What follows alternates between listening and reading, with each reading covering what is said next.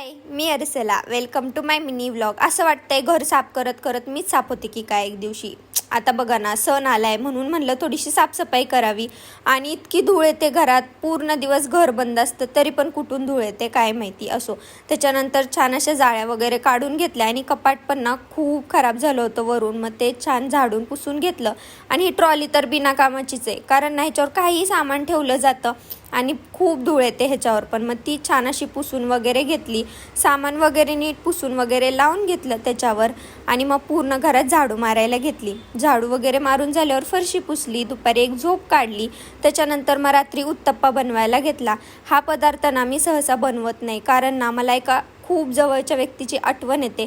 सांगेन मी तुम्हाला कधीतरी पुढे.